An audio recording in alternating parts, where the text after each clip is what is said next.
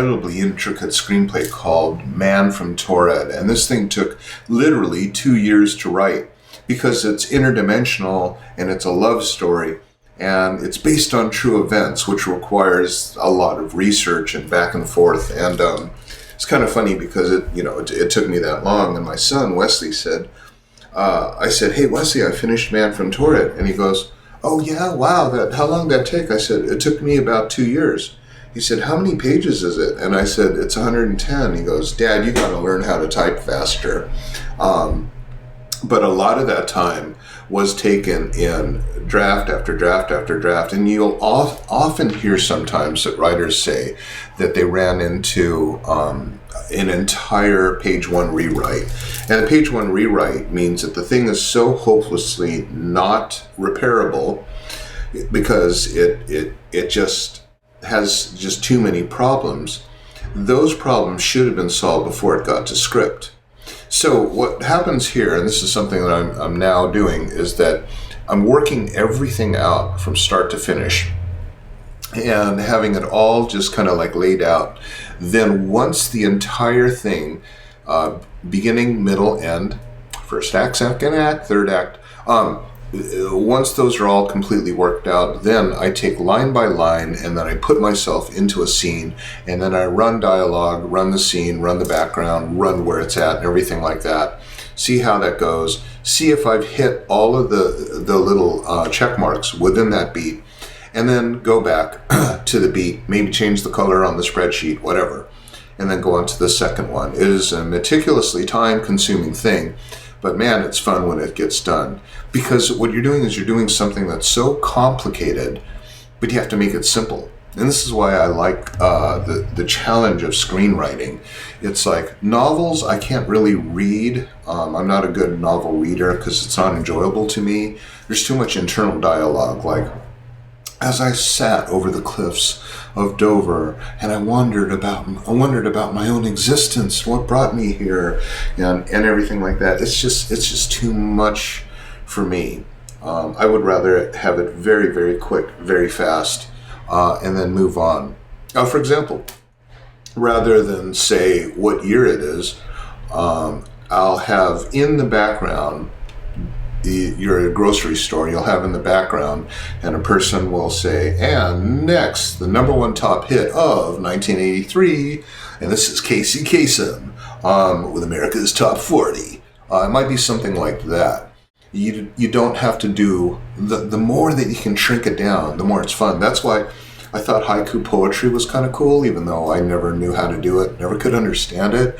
There's 5 lines, the 4th had some kind of thing, the 5th one was weird somehow.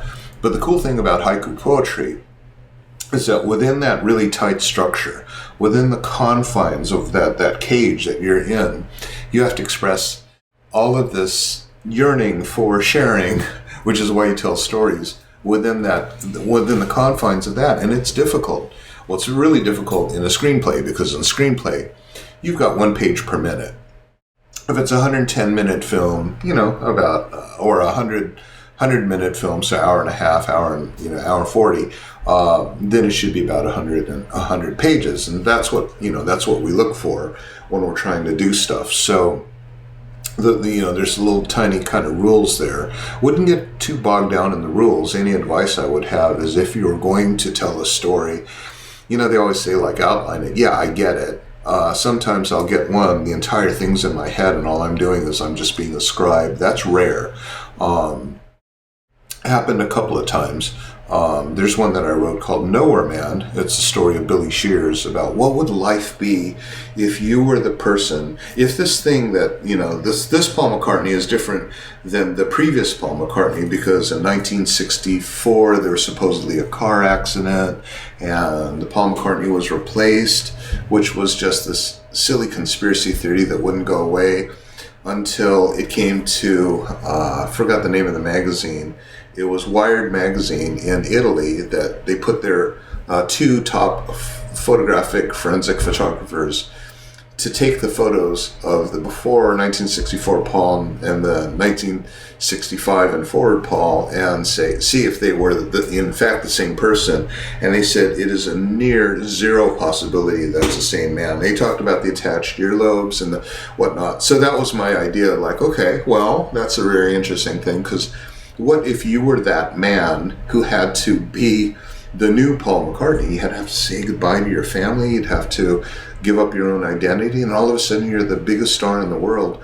Thought that was a fascinating character study, and so that's why I wrote it, and that's why it was a finalist in a final draft competition. So these things are a lot of fun, but a lot more fun if you do that. So my suggestion is, if you want to try this, if you're a screenwriter, just have a Google spreadsheet, have the scenes on one column, beats in another column. Let me show you something else that I like to do. If there's notes on any of the beats, like subtext or a note or something like that, and I do this a lot, I'll just keep going to the right, and I'll just keep, so, oh man, not enough room to explain the beat, and then plus the subtext, like what is exactly going on that's not exactly visible, but will show up later. That's in a mystery. I'll have a little bit of a hint. So hopefully that helps some of you screenwriters out there, because it makes it much more fun for me, and I can't wait to get back to it.